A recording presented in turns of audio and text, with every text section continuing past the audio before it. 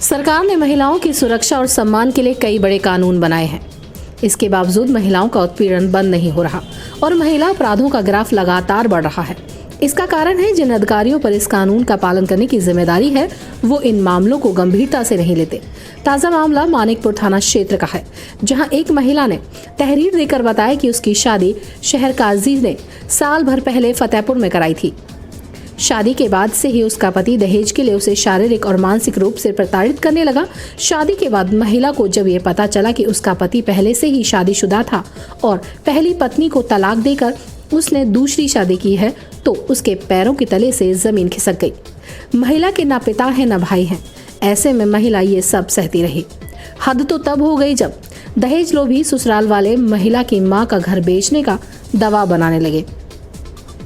जब महिला ने इसका विरोध किया तो उसे मारपीट कर उसके पति ने मायके लाकर छोड़ दिया। इस पर महिला ने शादी कराने वाले फतेहपुर के शहर काजी को आप बीती बताई तो शहर काजी ने उल्टा पीड़ित महिला को ही बुरा भला कहते हुए कहा कि वो तुम्हारा पति है, वो चाहे जो करे सब जायज है।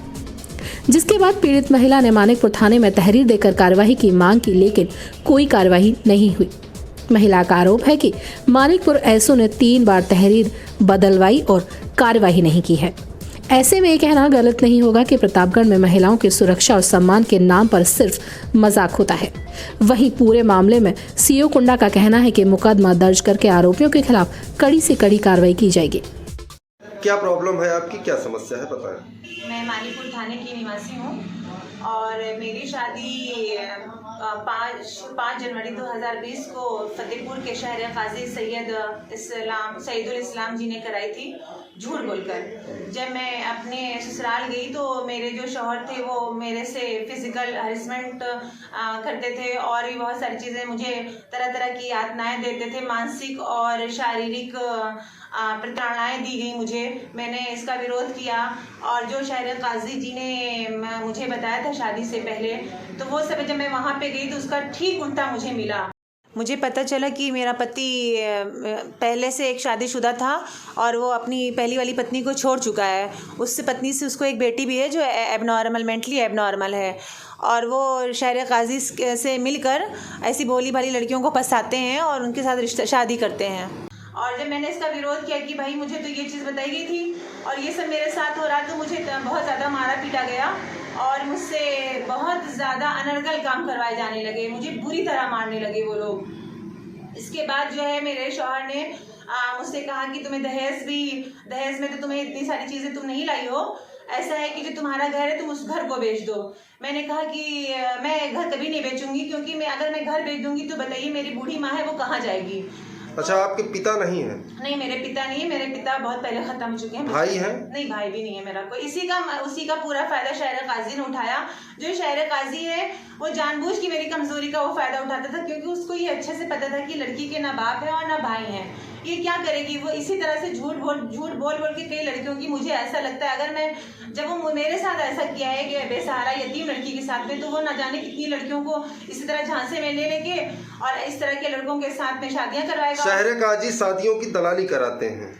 मुझे तो ऐसे ही जब उन्होंने मेरे साथ ऐसा किया है तो मैं यही कहूंगी कि वो शादियों की दलाली कराते हैं। फिर जब आपके पति ने घर बेचने के लिए कहा, फिर क्या हुआ?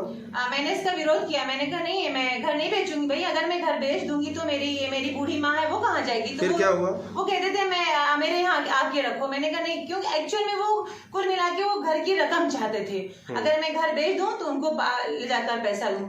शहर काजी ने जो भी चीजें मुझे शादी से पहले या मेरे घर वालों को बताई थी, सारी की सारी उल्टी, सब झूठी निकली। इसके बाद आपने इसकी शिकायत कहीं की? इसके बाद मुझे लगा कि मेरे शादी के जो मीडिएटर थे, जो लड़के की तरफ से थे, वो शहर काजी थे, ये इस्लाम के प्रचारक हैं और अच्छे मुहज्जब इंसान हैं।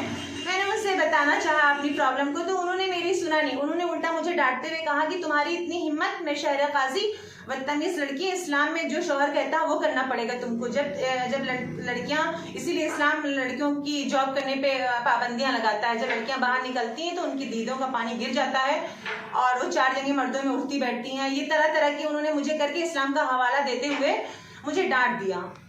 फिर आपने इसकी शिकायत थाने में कहीं की? हाँ, इसके बाद मैं अपनी शिकायत मानिकपुर थाना एसओ के पास गई। एसओ ने मेरी 3 एप्लीकेशनें, मैंने उनको तीनों पहली एप्लीकेशन दी तो उन्होंने मेरी पहली एप्लीकेशन को कहा कि ये एप्लीकेशन आपकी सही नहीं है, आपको दूसरी एप्लीकेशन देना होगा। मैंने ये एप्लीकेशन दिया तो उन्होंने कहा आपकी एप्लीकेशन 3 पेज की बहुत लंबी है, इसको नहीं किया। फिर उन्होंने मुझे ये तीसरी एप्लीकेशन लिखवाया। इस तरह से वो मेरी 2-3 एप्लीकेशनों में हेर फेर करते रहे और आज उन्होंने मेरी लास्ट में कोई कार्रवाई नहीं की।